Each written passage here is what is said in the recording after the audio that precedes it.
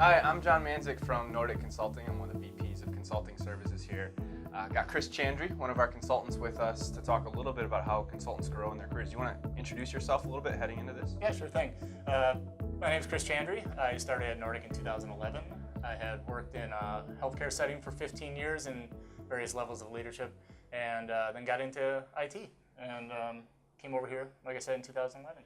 Cool. And so what you do now as a consultant is very different than the types of roles you took when you first started at Nordic. Is that fair to say? That is fair.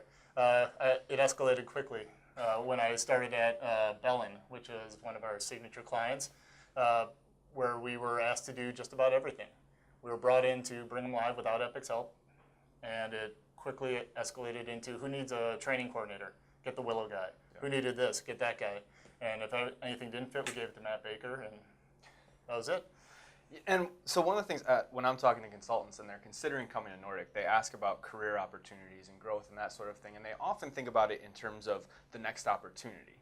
And one of the challenges we see there is clients are usually hiring people for something they've done, not necessarily what they have the capability of doing, right? You're hiring Sure. a consultant for what they've already done. How do you live with that? Or how do you take advantage of that and still be able to grow, knowing that clients are mostly looking for what you've already done? Sure. I think there's a middle ground on all that. I understand that they're hiring us because we know what we want. We're an expert in this field or this field.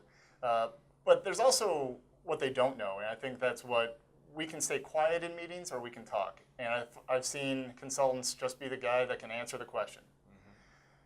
What the project managers and what leadership really want is someone to help them guide the implementation, and that gives you opportunity. I came in as a ClinDoc consultant. I now have up to 8 certifications based on clients alone telling me, we got this project coming, do you think you can do that? It's because I was in these meetings, right, guiding them down a path, saying, well, these are the right decisions. They don't want to have to go to someone to get a decision. Mm-hmm. If you can offer that up or at least give guidance, it takes away so many steps in the project plan for them.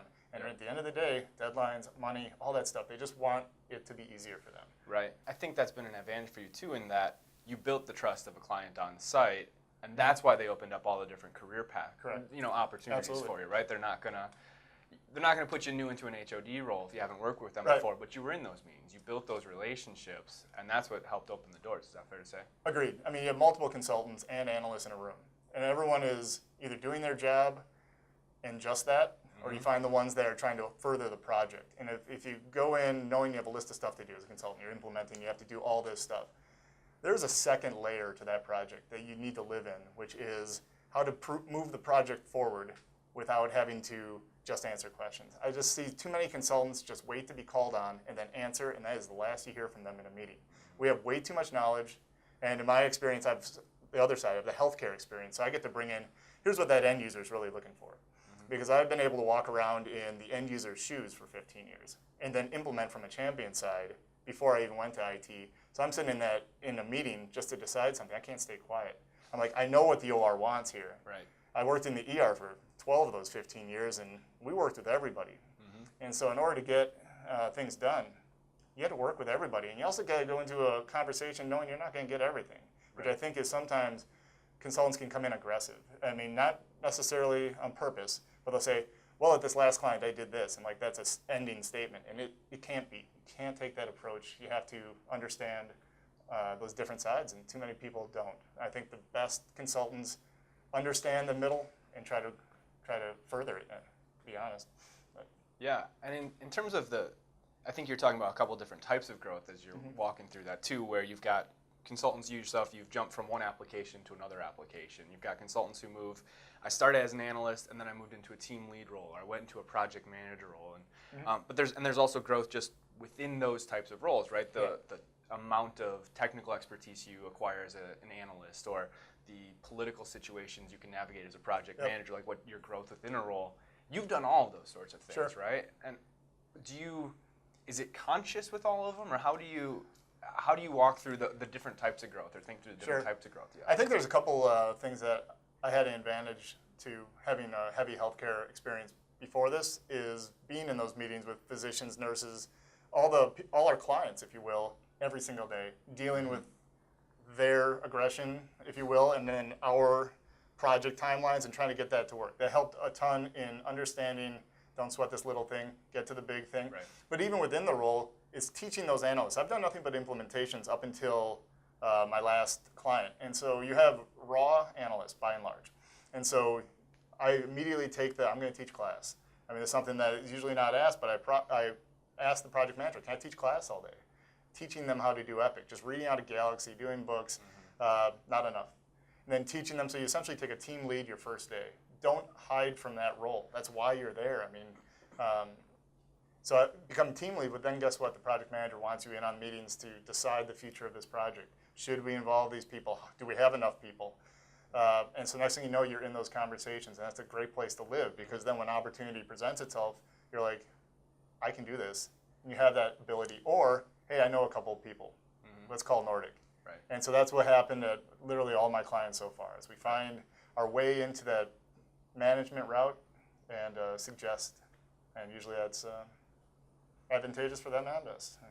And you talked a lot about mentoring there. I mean, in your opinion, can you be a good consultant if you're not a good mentor?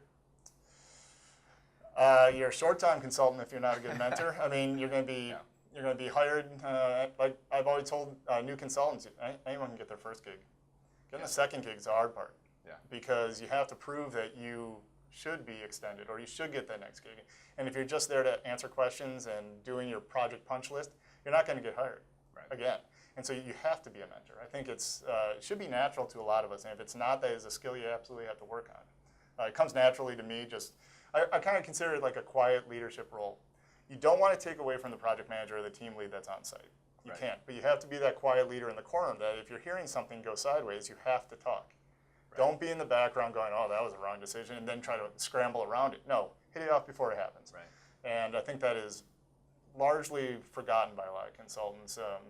Not necessarily with Nordic, because I've noticed we seem to rock that area, but it's where we get more consultants and lose the other company's consultants.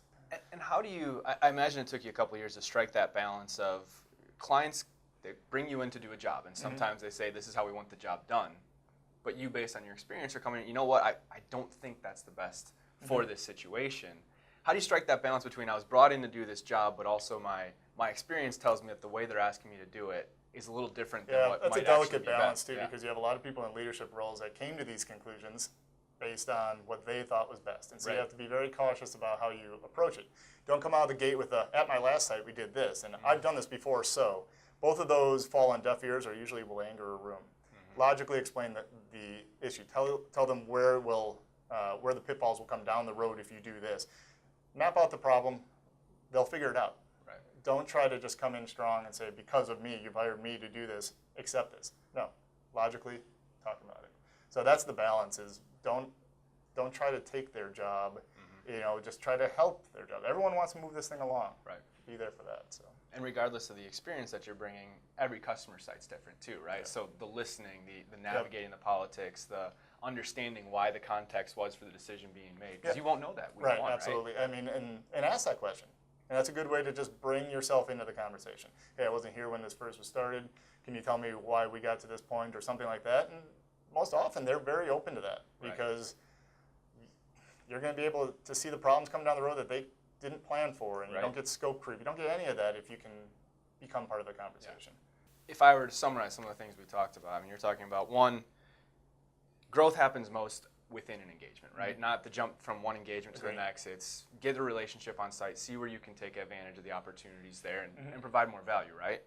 Be a mentor, and also just take a look at the industry as a whole, right? If I want to become, I don't know, the best this thing in the world, but that thing isn't going to exist 5 years from now, use the influence and the knowledge of people around you to get a little bit of a feel for what's going on and map your direction accordingly. Pretty good summary. I mean, that's exactly it. And I like, and correct me if I'm wrong, but the embrace the gray scenario, that is exactly what you're doing in these meetings. Is project plans are nice and tight and everyone loves them, but the work's done inside. The work's done in the gray, and if I have to go talk to, or if the project manager doesn't get the answer and has to go talk to someone else who has to get approval to even go talk to someone, no, cut through it. So. All right. Well, appreciate you taking the time this afternoon. It was great to talk about it.